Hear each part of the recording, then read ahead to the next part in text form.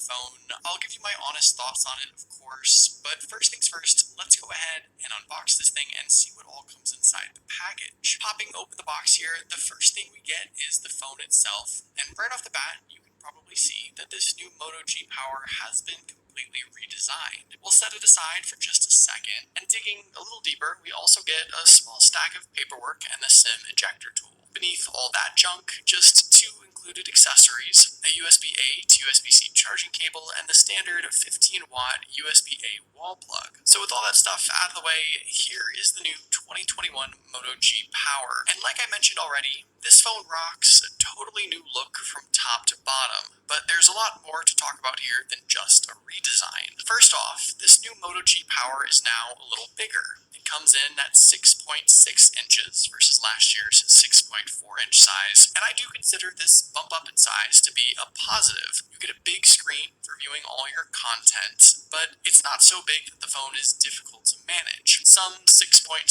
or 6.8-inch devices are super tall and almost impossible to comfortably hold. This phone still feels nice, and I consider it to be the right balance. Motorola also stuck with a fairly modern design up front. You got the same corner hole punch camera cutout, relatively slim bezels, and a noticeable but still fairly small bottom chin. Around back, this is where you'll see more of the actual redesign. We get a totally new look. The material is much of the same. It's still all plastic across the back at least. The frame of the phone to me though feels like metal. It's thick, it's sturdy, and it gives the device quite a bit of weight. And honestly, the rear plastic housing looks kind of nice as it is. It has almost a metal-like look with a silver finish and slight shine. There's even this crisscross pattern with a tiny bit of texture. And to me, this is a way better finish than the glossy plastic we got on Motorola phones last year. All in all, the way I see it, the device gives off a much more premium vibe. And at a glance, it seems easy to even mistake it for high-end materials. Taking a look around, you'll see we also get a SIM and SD card tray on the left side. On the right, the usual volume buttons, and the power button, which now doubles as the fingerprint sensor. Up top, the headphone jack is still here. Down below, you'll find the USB-C charging port and speaker. Around back, a brand new camera setup, which I'll go more in depth with in a minute. And up front, the selfie camera and earpiece. Here's a quick audio sample of the single downward firing speaker so you can get an idea of what that sounds like.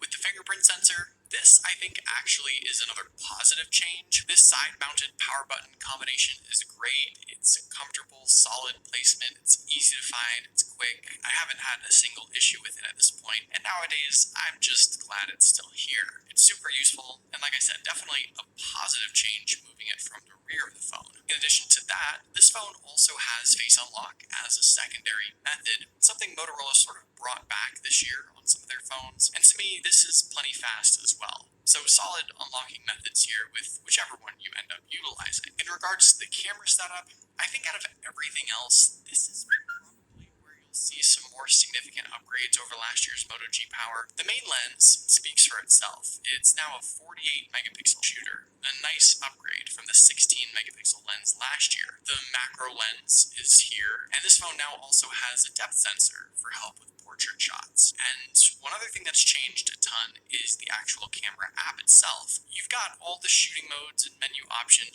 changed up, which to me is actually a little better. Some stuff is easier to find when you're shooting, and a lot of the modes and features you want, like night vision and pro mode and time-lapse and slow-mo, it's all still here. Now, in practice, I do think the Moto G Power takes some really solid shots. The selfie camera seems pretty good, and the rear camera setup definitely has some potential too. I think portrait shots with the depth sensor are going to be better, and average everyday pictures with the main lens will look pretty good too. So there you go. Those are my initial thoughts and first impressions, at least, on this new Moto G Power. But hopefully you guys did enjoy this video, and I'll see you guys later.